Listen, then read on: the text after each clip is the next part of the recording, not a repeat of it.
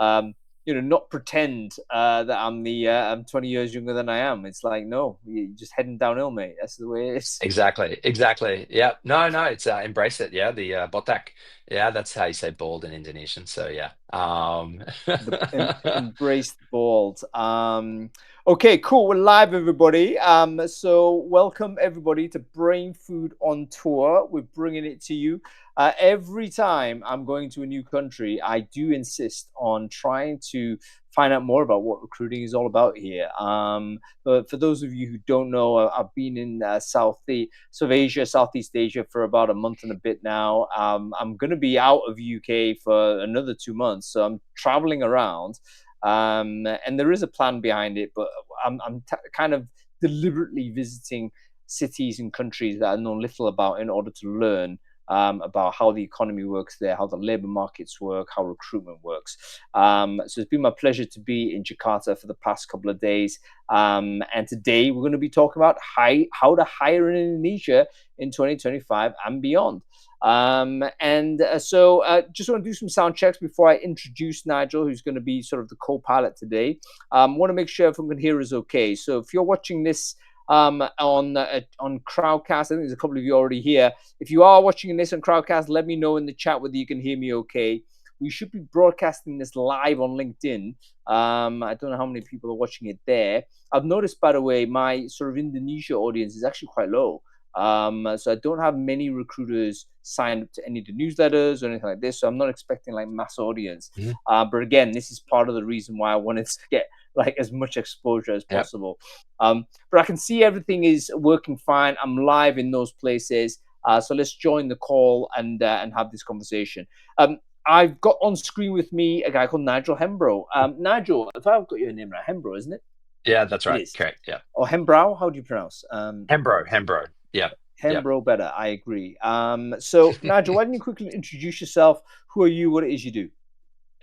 Hi guys, I'm Nigel. Yeah, Hembro, as you heard. I run a company called Astronaut. We're a holistic talent assessment platform. We started in 2016 with a team based out of Bandung, which is one of the top university towns. Just now a quick 2-hour fast train ride from Jakarta. And I moved to Jakarta in 2016. That's when I started the company. I have family there. Obviously not Indonesian, although not entirely obvious. We can't make assumptions. But it's been an awesome journey for me building the company in Indonesia. I'm Australian. I split my time now between Gold Coast and Jakarta. We're a 30 people team. And before that, my earlier career, before my MBA, was in large scale project management, delivery of urban developments in Brisbane, in London. And then in 2010, just after my MBA in Melbourne and Shanghai, moved to Singapore, was in and amongst the startup scene in Singapore and Delhi, actually. And then 2016, decided to become a founder. And that's when I started Astronaut, and it's been a fantastic journey. So that's the quick summary, Hung. I hadn't really very well done. Like, I didn't realize you've done so much in your short time on Earth, Nigel. But you know what? This type of peripatetic kind of experience, moving to different places, Mm, doing so in different territories, I think it's such a wonderful experience. I personally regret not having actually done that myself. I've been basically UK London mm. based only, so that's where my core is. And straight away, I need to ask you sort of your you know and all of everything we're going to say here is going to be such broad brush, by the way, folks. So don't be Yep. upset if we make generalizations, but we could spend all our time doing caveats and it would just be wasting time. We're going to have to try and use broad brush. So let's broad brush this for a little while, whilst being respectful, obviously. Moving to different countries, China, sort of Yep. UK, Singapore, Yep. Australia now, and also now setting up in Jakarta and Indonesia. What were the few things that you kind of like surprised you when you first set up the business here and started to recruit and interact with local talent providers and local talent people, local talent? Like, what surprised you? Yeah, well, directly before I did that, I was actually working in India, building a team over there, a small SaaS team for about 10 people. And so when I first started looking for first my tech co-founder, who actually is a good friend now, Manfred. He's actually Swedish, but he'd been living in Bandung for quite a while. Um, um, for me, being able to find talent to build my company wasn't that much of a challenge. People were pretty active on LinkedIn already, and because I'd invested in my personal brand, it made it reasonably easy to engage, get meetings. Of course, I needed to meet people in person. That's very important. So I did a lot of coffees, a lot of chats. Not every hire worked out at the beginning, and so I was quite focused on just making sure that I had an open mind. I didn't originally know the quality of talent. I knew that I had to be there. I was in Indonesia for family reasons, and so I was committed to the local talent pool. But just kind of working out the local talent pool was a very hands-on process. Yeah, I think that really stood me well. Showing up, and it's been great since then. Even now, I'm still the head of TA or recruitment for the company. I haven't outsourced that, and that is, I think, a competitive advantage for us in the local hiring scene. So, my general sourcing channel is LinkedIn. And then, of course, we use our platform to get to know candidates really quickly. But back earlier, before we were building, before we had our first product, uh, a lot of WhatsApp chats and a lot of coffees, but a very strong willingness to work for a company that had a vision. Even though we were unknown at the time, there was still a very strong interest in working for a founder with a vision, and it worked quite well. Of course, we're only recruiting one and two and three and four. We weren't for our team having a problem on volume.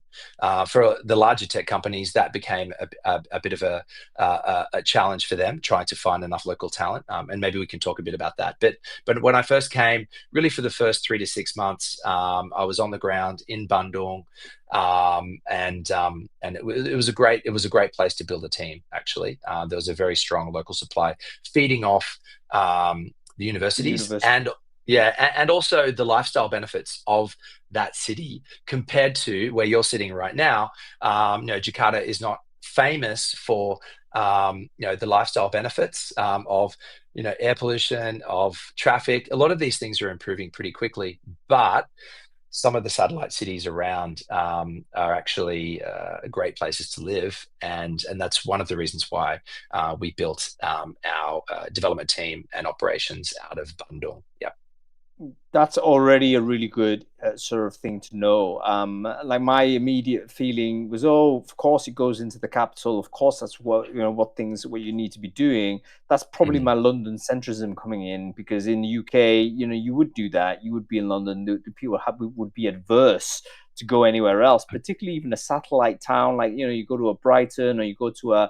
I don't know, an Oxford, which is an hour or so away. A lot of people will think, actually, no, I want to be in London. But you're telling me Mhm. actually Jakarta is such a dense metropolis. It Yep. actually has a lot of like factors that cause people to maybe hesitate because of the pollution. We all know the traffic is sensational here. It's like really amazing, Mhm. and but not in a positive way, right? Because you're going to be spending Yeah. a lot of time in cars, basically. Yep. Correct. And so, from a productivity point of view, Yep. it's actually relevant. If you want people in office, you got to factor in this may take people an hour in, hour back, or whatever. And that's Yep. that's as a Yep. boss, you have to think about that. Yep. Exactly. I could talk a lot about that. What Let's. about what about what about the cost? Is it more Yeah. expensive to live in Jakarta than it is compared to a place like Bandung, or is it the other way around? Like, Yeah. is there a Munich No. Berlin type situation? No, it is. No, no, it's definitely more expensive to be in Jakarta, in terms of living costs of, housing mostly, and also food. So, the premium that you'd pay, it's different for different components that feed into someone's personal cost, right? But, it could be anywhere between sort of, 40, you know, 30 to 40% more, to be in Jakarta compared to, for example, Bandung or Yogyakarta. Yeah. Yeah, really interesting. So yeah, it kind of suggests that there's additional Mm. reasons to potentially base a place outside of the center. Yeah. And as you mentioned, the university is a good spot to sit. Yeah. Folks, just a quick one on this. I just want to let the people know on Crowdcast, we're missing a few sort of faces on screen. Rifki unfortunately can't make it. I'm meeting him for dinner later tonight, but he can't actually come on to the show. I think Rian can't do it either, so it's just me and Nigel for the time being. However, what I have done for anybody who's brave enough and fancies it, I've opened the stage. So anybody who's watching this on Crowdcast that wants to come on and join the conversation, and you know a little bit about Indonesia, please do so. Particularly if you're from Indonesia or you recruit here or you work here, I'd love to hear your voice. So come on screen if you're up for it. Okay. Uh, Universities, that's always like something good to know. You mentioned Bandung as being like maybe one of the better universities out there. Are Yep. there are Is it like a university town? Is it like, do you get a situation similar to, I don't know, a Boston type situation where there's a clustering of institutions that makes it very much a good idea to be there? Or is it one university per town and you gotta, pick your uni basically? Well, yeah, there's a sort of a group of traditional top tier universities that are the universities that are hired from traditionally, yeah. And so each of the major cities like Surabaya, Bandung, Jakarta. Jakarta is the home of University of Indonesia, or UI, yeah, or UI. Bandung is ITB, or Institute of Technology Bandung. But even within Bandung, there's, and I should know this, but there's, in terms of university status, institutions, going to be at least, 5, 6, 7, 8, yeah, and then you have other institutions as well. There are a few people here. If you want some names of people to throw in, I can see Kurniawan Santoso is in the guest list, and Iwan, if you're into it, yeah. We can get some more specific information. In fact, Iwan just ran an innovation competition at University of Indonesia for the Marvin Foundation. So anyway, a bit of a detour there. But to your question, there are some very well-established universities that are associated with each town.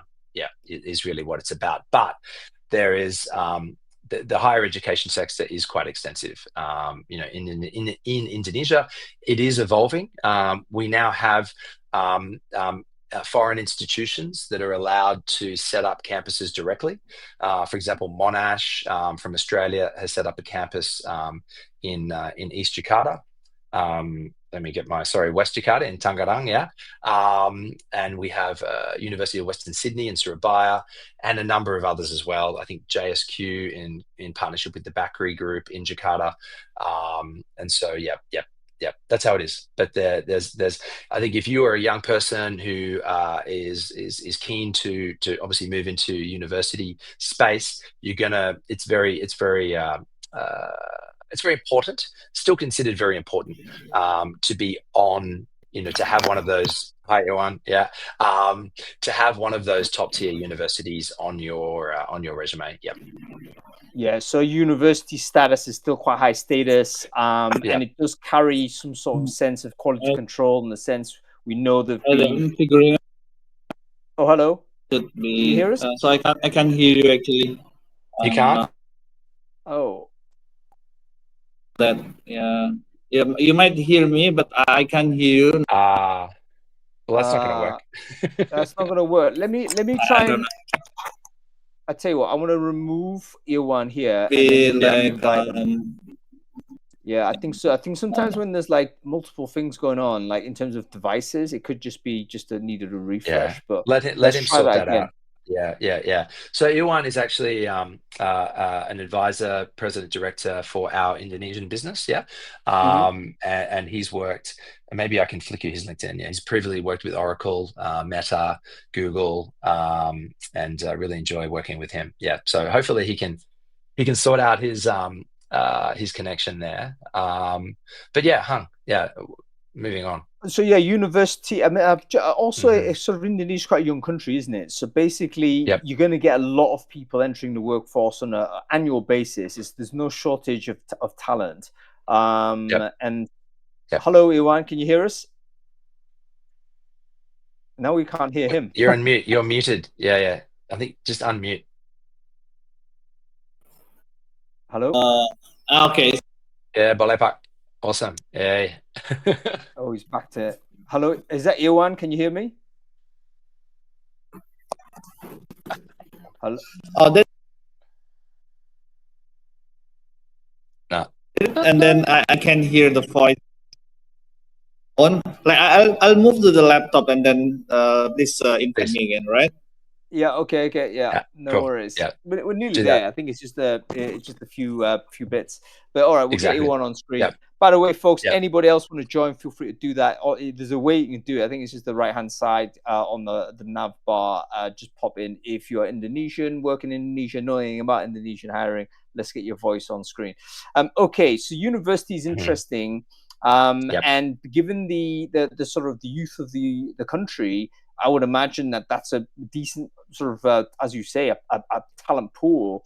That if you play your cards right, you should be able to get some good pipeline through.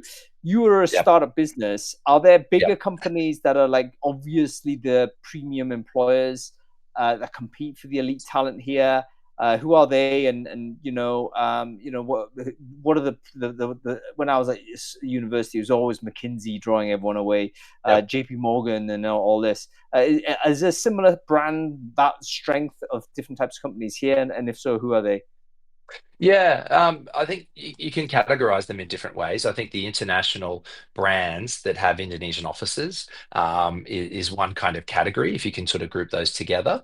And they're the usual suspects. And you'll find a lot of those companies for their Indonesia office will have a reasonable amount of autonomy from the rest of the global organization and even Southeast Asia.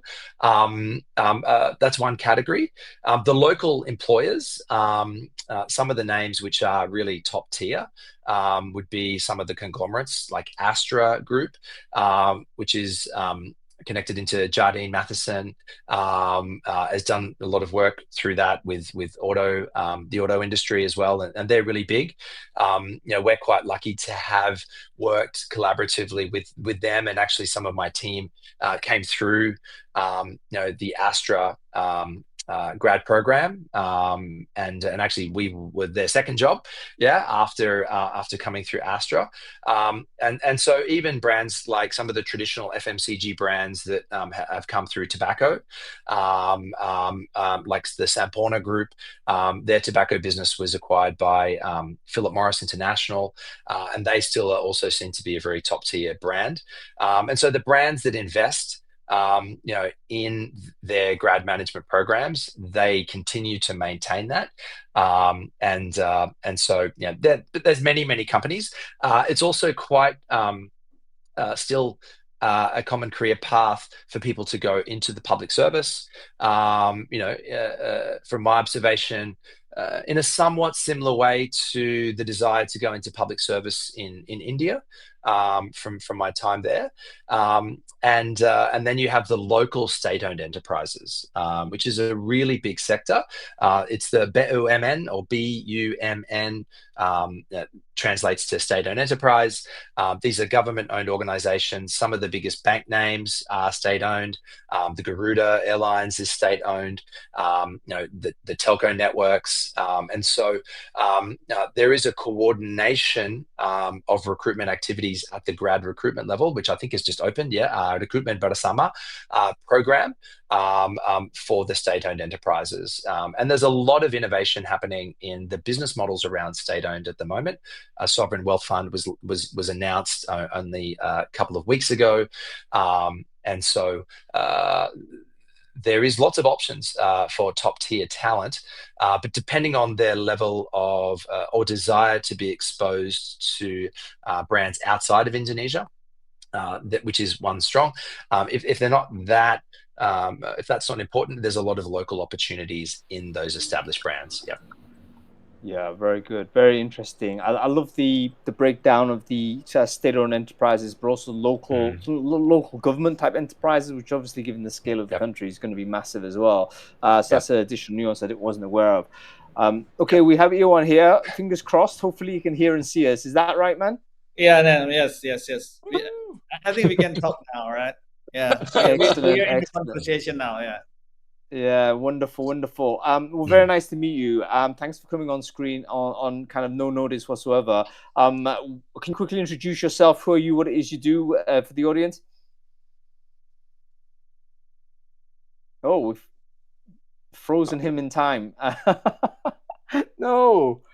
Oh, we were We going on so well. we were. He'll be back. Oh He'll no. be back. I think the mini freeze will but it wasn't me, folks. It wasn't my question. We'll get you one back. That's all good.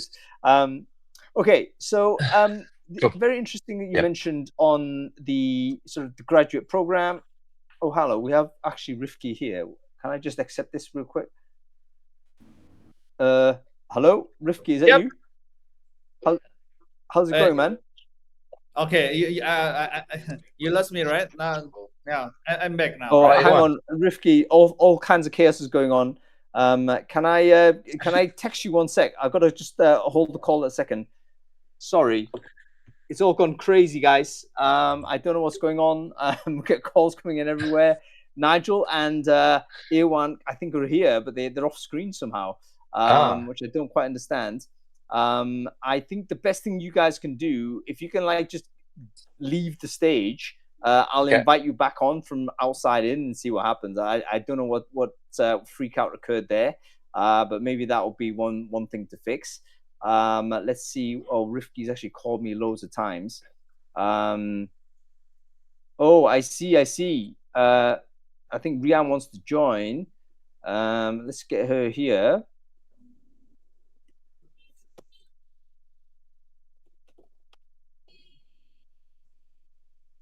That'll be great if Rian can join. There we go. Some coordination difficulties here, but we're going to get on. We're going to be all good. Don't worry, folks. Okay, we have Nigel back. I think Rian's going to join us as well in the set, which is great. And that was why Rifki called me. Everything was happening at once. It was so mad. Okay, whilst we've got you here, Nigel, Iwan, how are you? I'm good. Now you can hear me, right?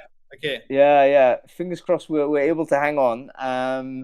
I think I asked you to introduce yourself, sir. Can you quickly do that for who you are, what it is you do? All right. Okay.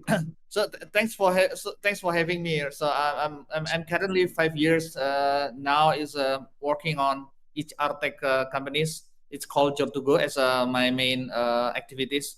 So basically, it's like a full stack HR solution in the country. So we are building from the job, like job portal, and then we having HR platform for the workers as well for the recruiter.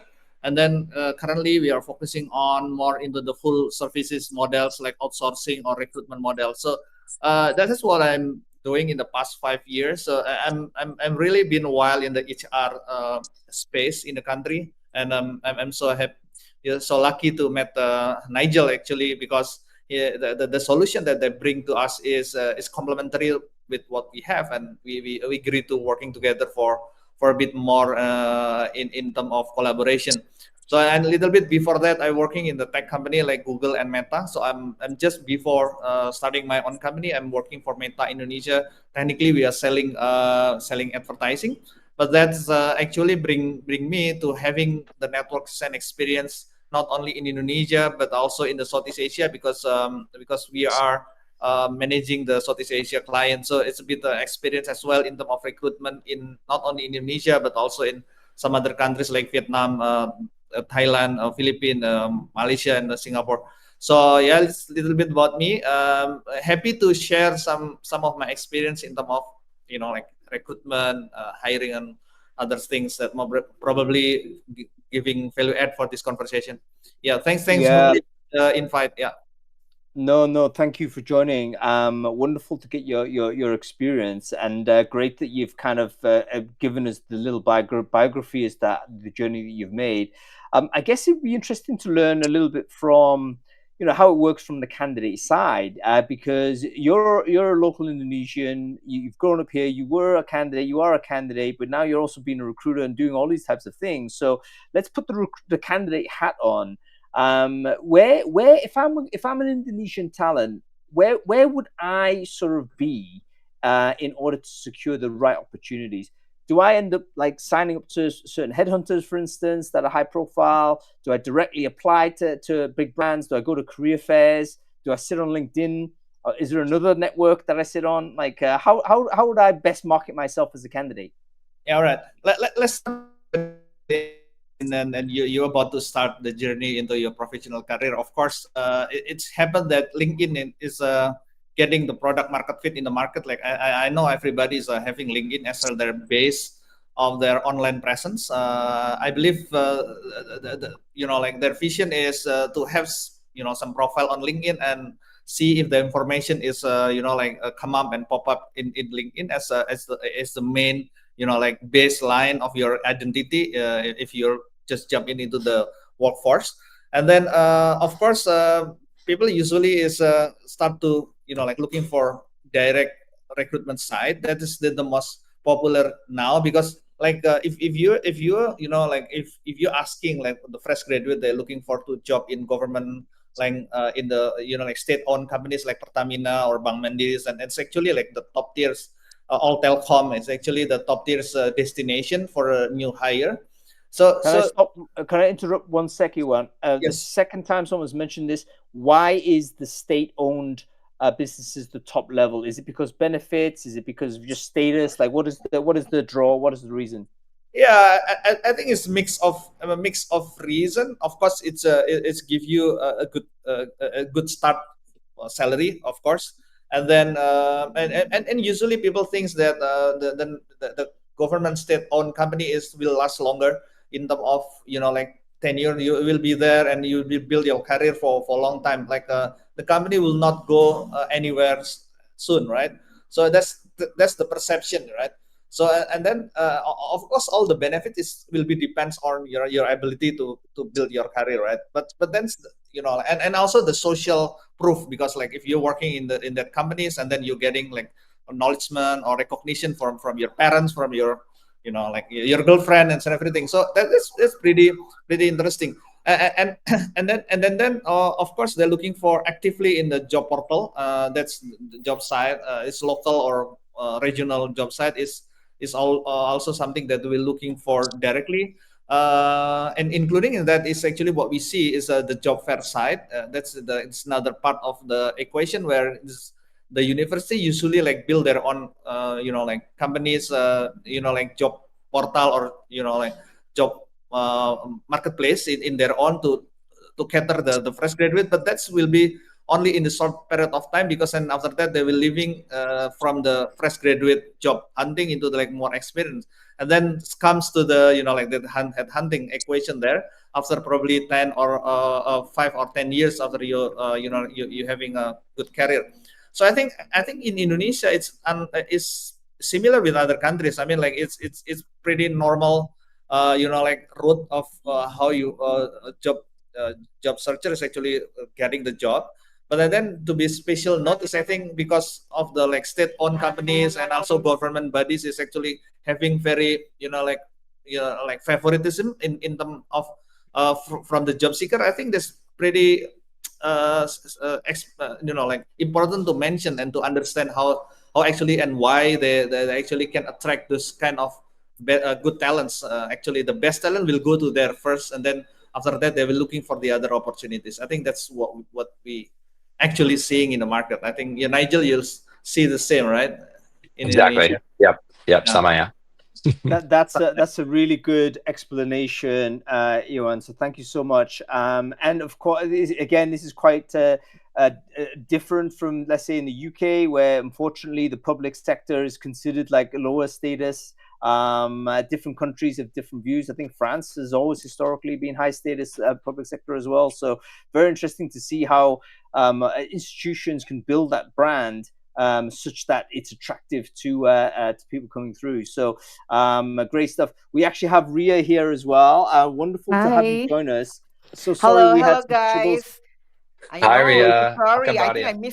I missed a half of the conversation and it seems like very interesting at this stage, right? Okay, so I mean like happy to be here. So sorry for the glitch, Hang, Nigel, and Pak Iwan. No, my fault. Rian. We needed a call from Rifki to remind me of things I needed to do. So all my fault. But Rian, why don't you quickly introduce yourself? Who are you? What it is you do? Sure. My name is Ria. I'm now working for SEEK as the regional talent acquisition manager. So my team and I actually managing hiring across Asia Pacific, from fresh graduate to professional hiring. Been in the recruiting industry for a long time. I think Nigel, I met you before when I was with Philip Morris, I guess. Yeah, there we go. Yeah. With Sampone, yeah. I think so. Yeah. I think at that time we wanted to use astronaut for our graduate trainee, right? If I'm not Yep, mistaken. Balayam. I Yep, think yeah, yep. I think that time. So yeah, that's me, Hang. So nice to join you guys here. Great to have you on the show. Let's get you involved in this conversation. We talked about sort of where the attractive employers are, how candidates behave. LinkedIn is strong here. But you mentioned you work for Seek, of course, and Seek is kind of an APAC dominant a sort of player. I think again, people outside of the Asia Pac region probably would not assume this to be the case. But Seek and Seek branded properties are actually quite significant.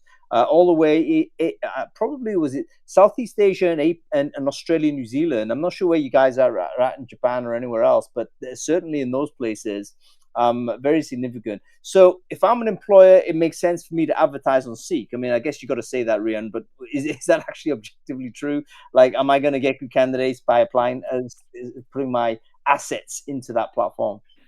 Well, I mean, if someone who worked for the platform, then I would say so, right? But then I guess, I mean, like, just be clear, I guess, when we talk about the platform itself, the marketplace for the job, right? I mean, it was segmented.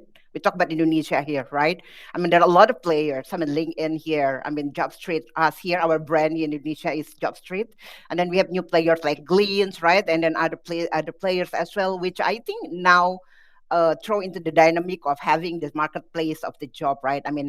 I heard Nigel in earlier. I think I actually joined the live on LinkedIn, and Nigel mentioned, like, we talk about the grads hiring is actually, the numbers of grads hiring in Indonesia is huge, right? Like every single year we produce thousand and thousand grads. And then obviously the platform like us should see this as an opportunity, right? To attract our employer, putting a job and then get a candidate and things, right? But I think the competition is actually quite, how would say, because the job is not equal to I mean the graduates, right? I mean, so it's probably, I would say, you can, if you want to attract grads, right? You post anywhere, you can easily get it in Indonesia. I think Nigel would agree about that, right? But then I Yep, guess you guys also talk about the quality earlier, right? You talk about the top yep. talents, where they go and everything, right? I think it's very different, right? I mean, I worked for a consulting company as well before, where we only hiring from top tier university, so-called top tier university, right? The competitor, the likes of BCG, McKinsey. This period of time, I think the competition is actually quite, how would Uh-oh. say, Did we just lose Rian? Okay, she was Yep. just getting in the flow there. Let me see if let me see if I can bring her back. She's still there. I think she just needs to refresh and she'll be back. There she is. yeah, Yeah, sorry. you So can't yeah, stop Ria. You can't stop her. I know. Okay. So like, this period of time, people wants to work with those brands, right? But I think comes the era of now where we, the startup, the unicorn. Now everyone wants to work for unicorn as well. It's very easy, uh, uh, um, you talk about the being nationalist, working for the, country-owned company and everything. Like Gojek, Tokopedia, Bukalapak, Blibli, and others at that period of time, they attract a lot of talents as well, right? Mm, We talk about internship, and then Nigel talking about, before, we talk about the Campus Merdeka, for example, internship, right? Yep, yep. Thousand people actually wanted to join the industry. So I think it's shifting now from previously more. let me intercede here, Rian. With regards to the Ria, sorry, it sounds like there's a no problem with getting top of funnel because of the Mm, volume of graduates no, being produced. Correct. would it be fair to say there's an oversupply? Like, if, for instance, can the economy absorb that many graduates? We have lots of sort of almost every country struggling with this. You mentioned India. India's classic example of like there's too many candidates. Everyone is fighting for opportunity. It's actually producing like negative behavior at times because the competition for the jobs is so tough. That there's all kinds of this candidate fraud going on. There's all kinds of like mechanisms to try and optimize your way forward. Is that a problem in Indonesia, for instance, where you've got to really be careful on things like fraud detection? You got to be be very high quality in terms of your assessment because the volume is so high. Is that one of the things that recruiters have got to think about here? I think we talk about it probably at a later stage, but I think at earlier one, the top funnel is actually talk about volume, right? You may want to filter them first and into the certain stage where you actually talk about where you look into the whole the 360 degree, right? Including the validity, you talk about the fraud and everything.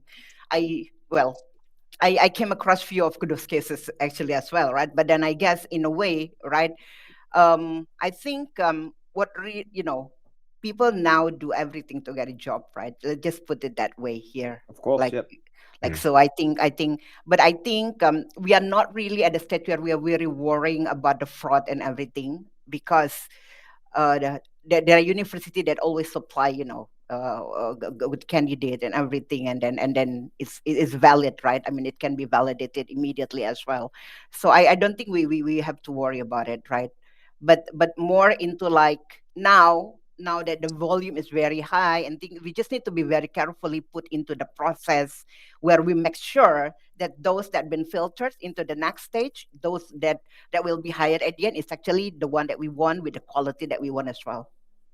Yeah, really, really good. By the way, the fraud issue, I think, is going to be a coming concern for almost every sort of recruiter anywhere, because not only is there intense competition for the opportunities, sort of job creation generally has been at least level, if not going further down. So it's like competition very fierce, but also technology has really improved the capability of job seekers to be much more convincing. So I'm talking about things like AI, for instance. A lot of companies are really wrestling with, what is acceptable use for a job seeker using AI? Is it okay to rewrite a CV with it? It seems that that's okay, but is it all right to pretend to be a different color of face on screen? Probably not okay. I probably can share with you how many CV that I've seen using the same templates. It was just Really? like, oh, I thought I've shortlisted that one, and then it's a different name. It's same template, Yeah. same wording and everything. I mean, if that's what you mean by having a fraud, that's actually it's happening. It's definitely happening.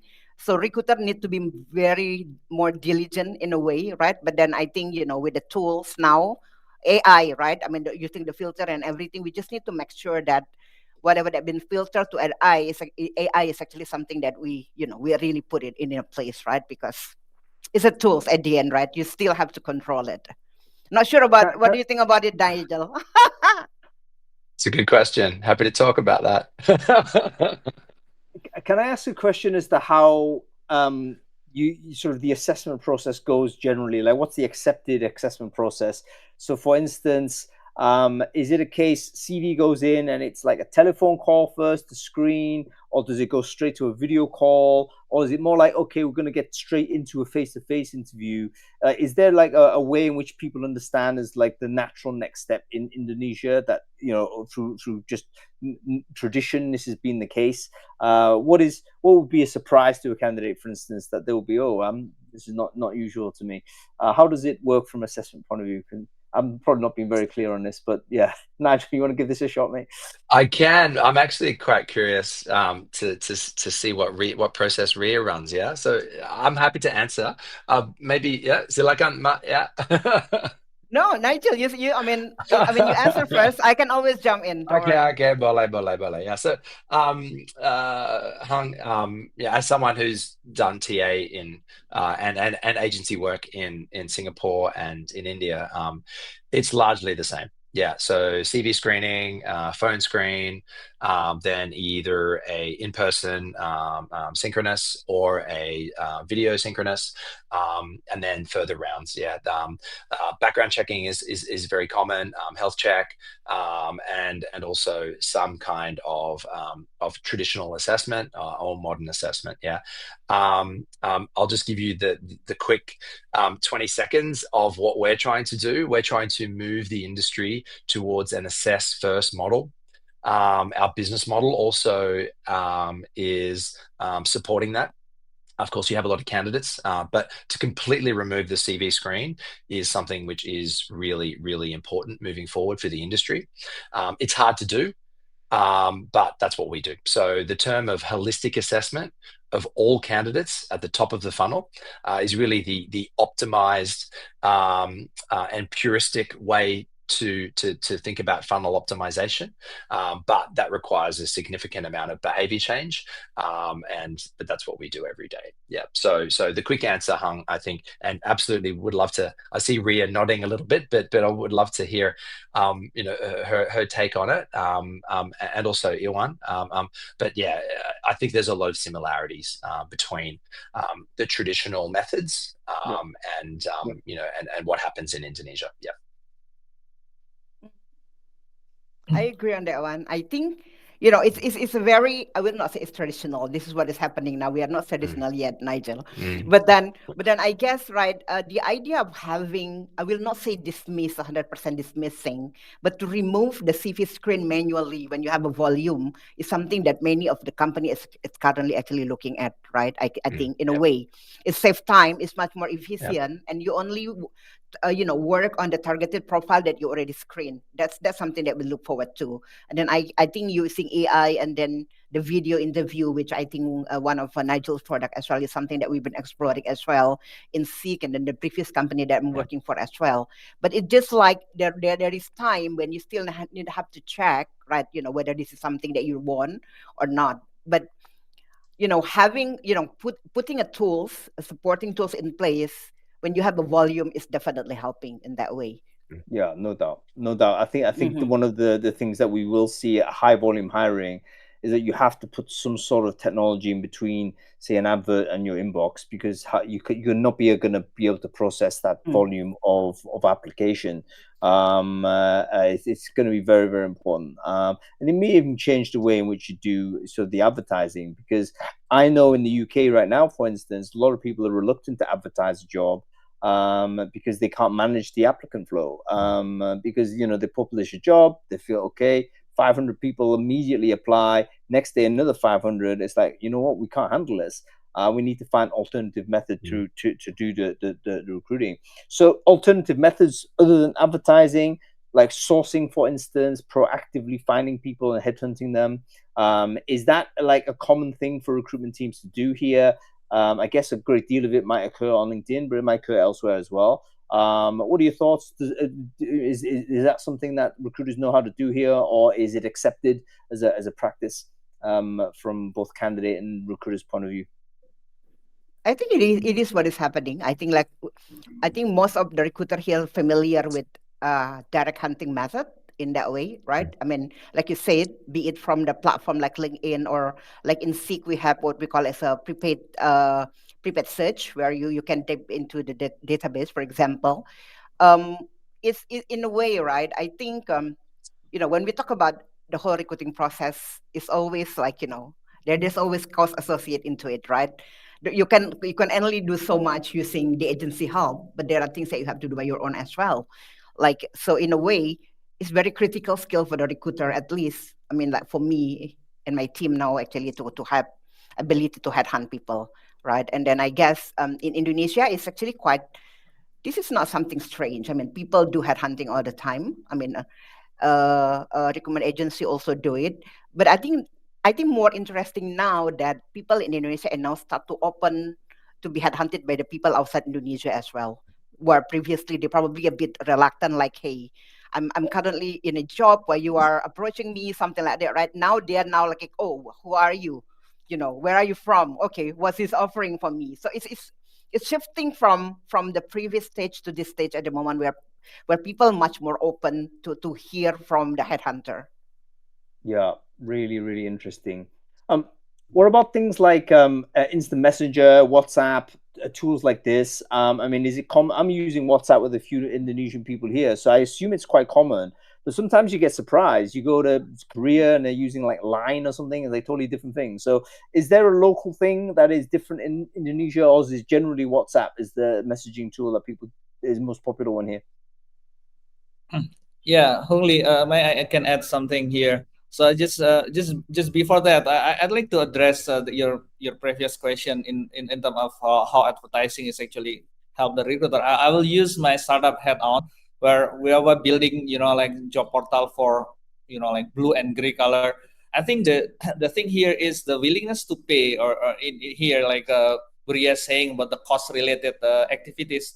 I think if you hiring like medium senior level, yes, of course the willingness to invest on advertising or tools is actually high. But when you are hiring for like low tiers or fresh graduates, I think the willingness to pay or the willingness to invest is a little bit lower there. So I believe it's interesting because it's not difficult to get together like the job seekers into the platform, but then like to make it profitable, because and then do the company really wanting to like to pay for the service to get like the fresh graduate. I think that's the different question, but also it's probably from the audience, it's opportunity actually to there is a like a job seeker platform for a fresh graduate or blue collar that is actually cost efficient. I think that's one thing that becomes an opportunity here. But yes, yeah, companies willing to pay, but at certain level or certain like cost ratio based on into the company. But do they really need to engage third party to and spend some like some investment into the recruitment, whether it's the headhunting or whether it's the assessment tools? I think because it's even more important because of after like after the COVID, after the crisis, after the downfall of a lot of startup, actually both party is more like more careful in terms of choosing. So if you see, if you are high caliber workers, you actually will be more careful into like choosing the company you willing to work for. Yes, of course there's a supply access in terms of workers, but they also like choosing the company that they're willing to work, because of the Yep. experience.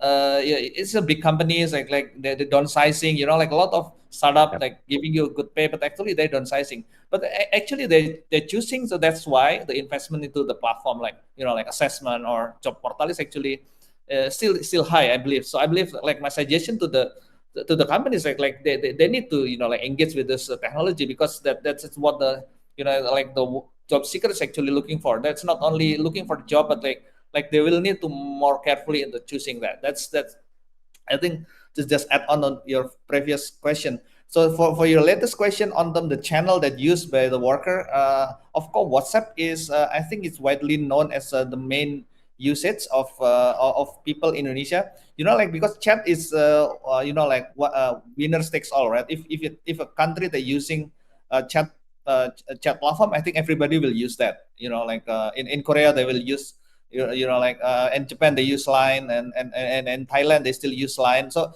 things like that is it's really common. But in Indonesia that's interesting because student like in the university, most of us still using Line. So I don't know. Maybe Buria Mm. also acknowledge that after they graduate and go to work, because in work space everybody using WhatsApp, but when they are still in the in being the student, they're still using Line. I think I'm until up till now. Yeah. Mm. I think WhatsApp is still very common, though. I mean, like, Mm. I mean, they do have Line and others, but I think WhatsApp is still very, very common. No, that's really interesting. I didn't realize Lion had a business, a strong presence in Indonesia. But if it does, again, that's education for anybody outsiders that need to learn, what it is to recruit here. What about some legal stuff? Very quickly, like, are there like things that we need to know in terms of how we hire people? Like, what is the notice period traditionally? Is that like at a national level, or is it at a state level, different states? Are there sort of is it difficult to let people go, for instance? Does that kind of cause people to think, okay, maybe I need to be very, very careful to make the hire? Does that then produce like a contractor marketplace? What are your thoughts on that? Like, hiring and firing? Is that what's the legal setup here in Indonesia? Okay, who's going to take this? Okay, I think you look. I mean, like I think. Well, to set up your questions, right? I mean, when you hunt for people and you want to hire them, I mean, well, it's not about hiring or firing. It's whether or not someone actually want to go, right? I think, but then, there are roles, there are positions that are actually very competitive in the market. In a way, people may want to talk to you, but it's not necessarily they want to take a job from you. After the processes, right?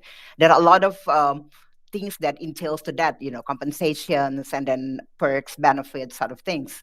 But then I guess when you ask, how long does it take? The notice period usually vary depending here, not depending on the state of things, it's more depending on the grade of level of that person. The more junior probably will be 2 weeks to 1 month.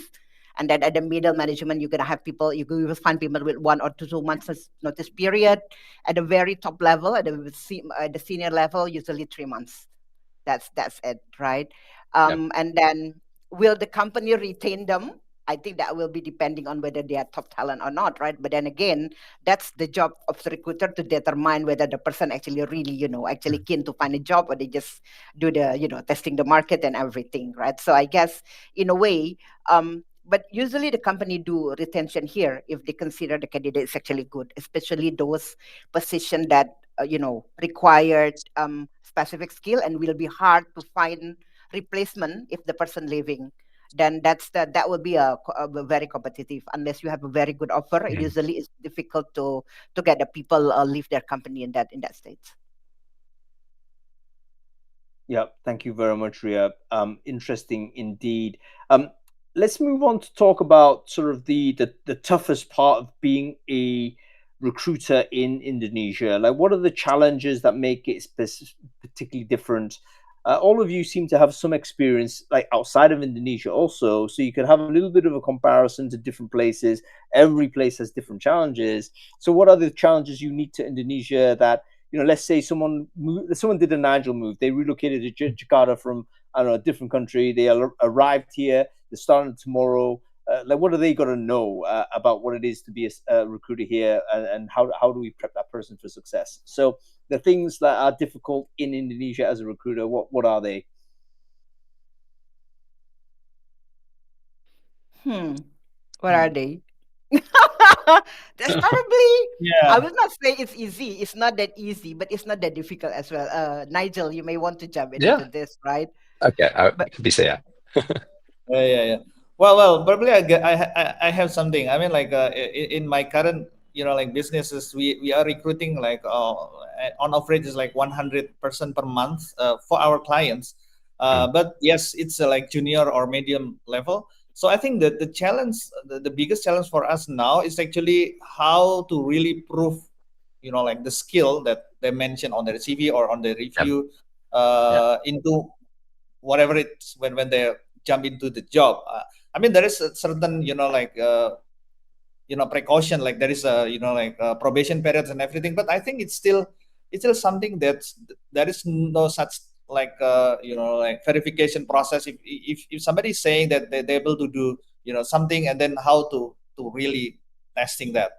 I mean, like there is not much time or resources for us as intermediaries sometimes, because to doing the test is actually like involving a cost, right? So they do they really excel in Excel, for instance?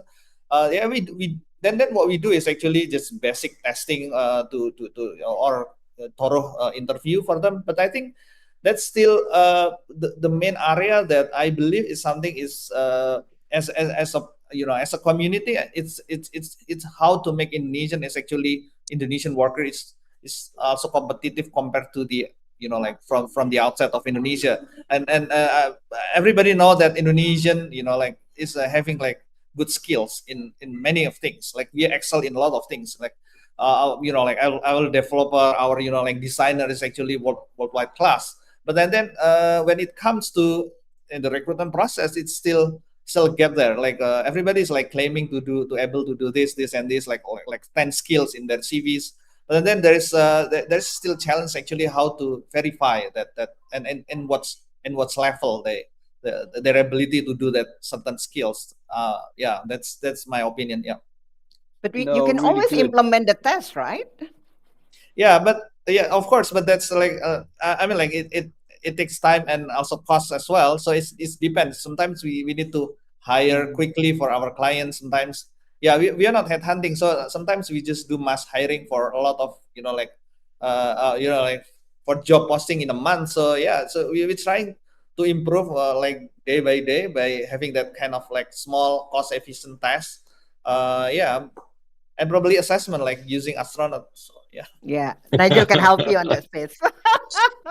Should Yeah. I add my recommendations? Yeah. So Hong, you asked the context of for a someone who's just moved to Indonesia, yeah, who's from outside, what would you recommend? Yeah. So I think learning the language would be really important. Yeah. So I'm still on that journey. Yeah, yeah. But for Ria and I think Iwan, yeah, aku mau lancar tahun ini atau tahun depan. Yeah.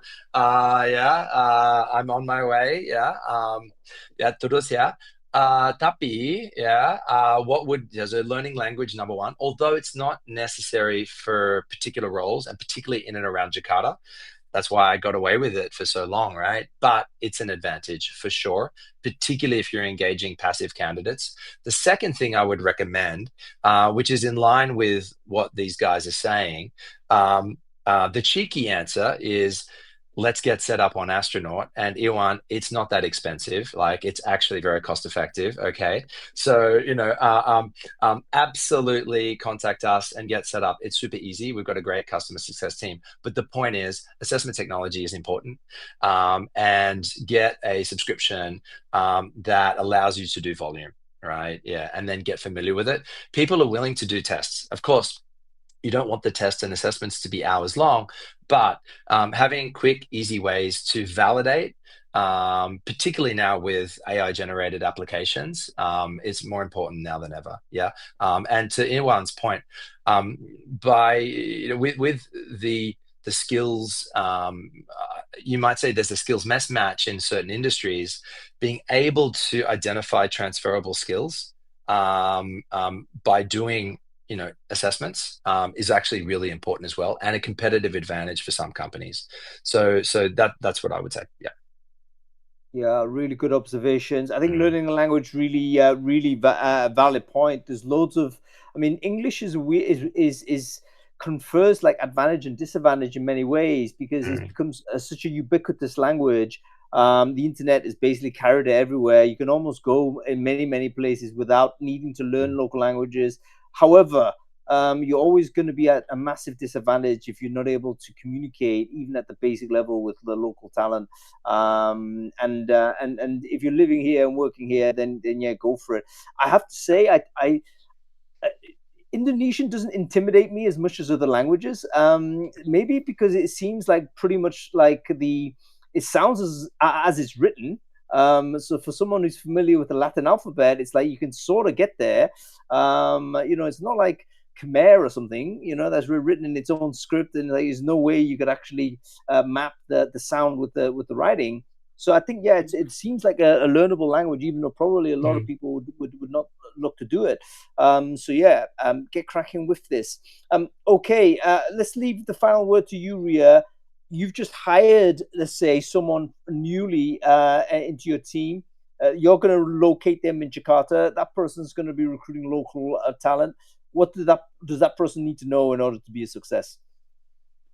So are you talking about people from abroad that hired Yeah, into the local? I think, well, language is one thing, but I guess the understanding of how things work in Indonesia is also very important. Culture, because people in Indonesia still really Mm. highly regard culture. I mean, like people here are, we are generally very friendly people, right? Indonesian are. I mean, Nigel would agree on that one. But I guess like how you understand things work, like how you speak, how you communicate, don't to understand how to say something rather than come strongly to someone, it's still very important here in Indonesia. Mm.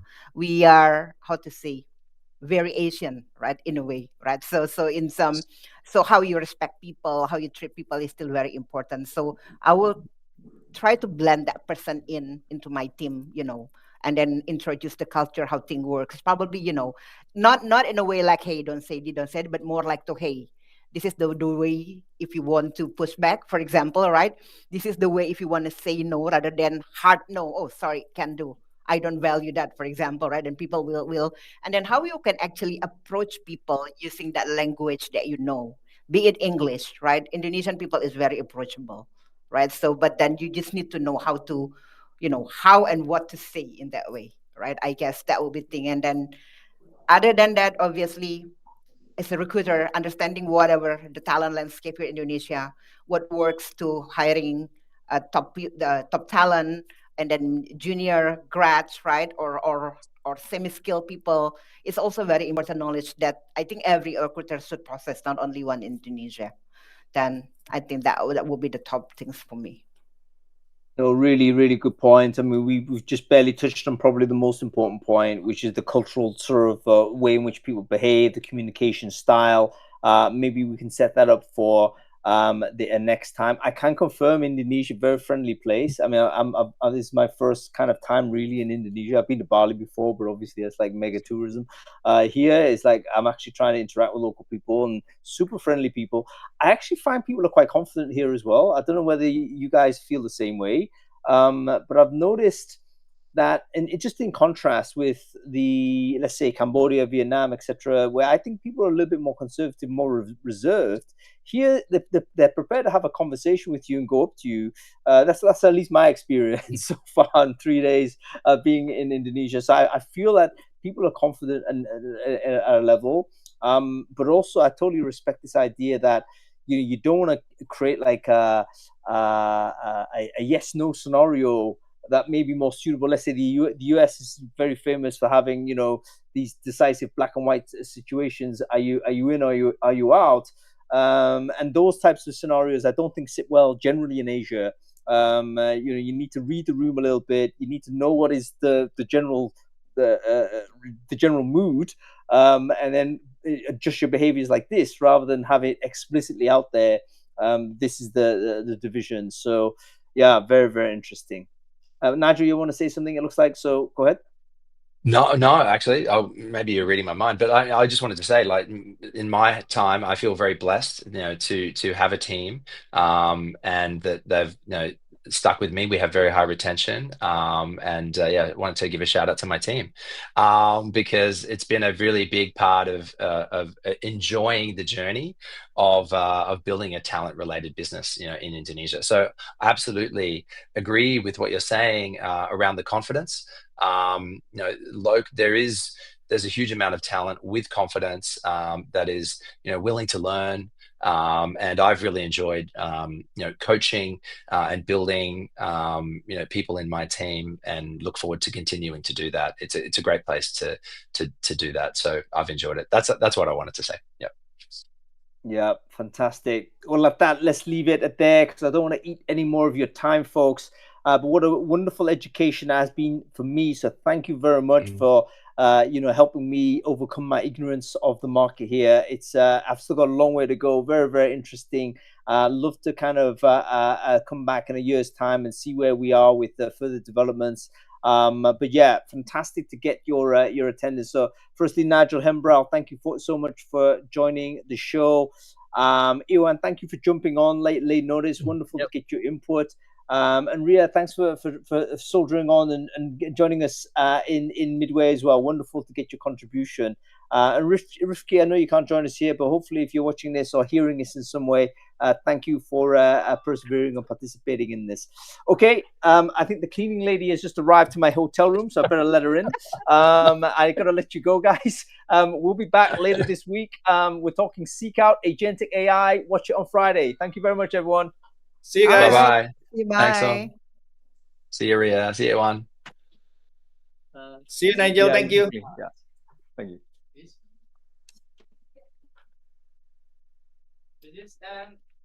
Yeah, you can change it. Yeah. Oh, I'm still live, folks. I gotta leave you.